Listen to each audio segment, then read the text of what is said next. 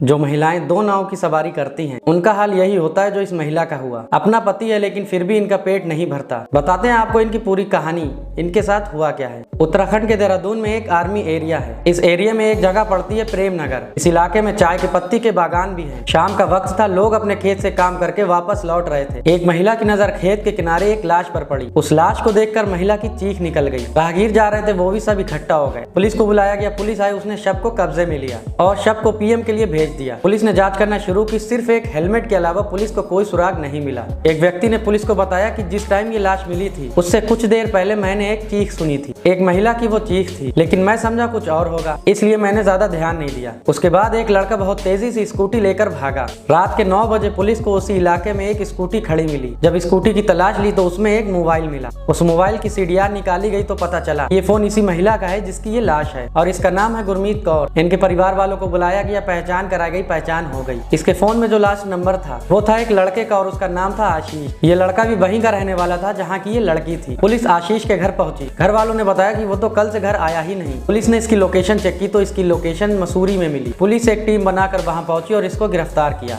इससे जब सही से पूछा तो इसने कबूल कर लिया कि उस महिला को मैंने ही मारा है। पूछा क्यों मारा तो इसने बताया कुछ वक्त पहले ये महिला गुरमीत कौर आशीष के मकान में किराए पर रहने आई थी। आशीष का उस घर में आना जाना था, इसी के चलते इनकी गुरमीत कौर से नजदीकियां बढ़ गई। गुरमीत का पति बाहर रहता था और शाम में ही वो घर आता था। इनका एक बच्चा था, वो भी स्कूल चला जाता था। प्यार इतना परवान चढ़ गया, गुरमीत कौर ने अपना एटीएम कार्ड आशीष को दे दिया। आशीष ने उस एटीएम कार्ड से 2 लाख रुपए खर्च कर दिए। एक दिन ये दोनों घर में साथ में ही थे, लेकिन पति उस दिन काम से जल्दी घर में आ गया और उसने इन दोनों को एक साथ देख लिया। फिर क्या, पति ने पत्नी को मारा, समझाया, पत्नी ने माफी मांग ली और आशीष से बोला कि आज के बाद दिख न जाना मेरी पत्नी के साथ। ये लोग और कहीं जाकर रहने लगे। इन लोगों की बात होना बंद नहीं हुई। एक दिन गुरमीत ने आशीष से अपने 2 लाख रुपए मांगे। उसने 1 लाख रुपए तो लौटा दिए, बोला जो बचे हैं वो भी जल्द ही दे देंगे। धीरे धीरे आशीष को गुरमीत का नंबर बिजी मिलने लगा। अब इनको लगा कि गुरमीत और किसी से बात करने लगी। अब ये किसी और से मिलती होगी, मेरी कन्नी कट हो चुकी है। आशीष ने गुरमीत से पूछा कि तुम्हारा फोन बिजी क्यों मिलता है, तो उसने इनसे कहा मेरे ऊपर शक ना करो, मैं तुम्हारे अलावा किसी और से बात नहीं करती। उस दिन जिस दिन ये घटना हुई,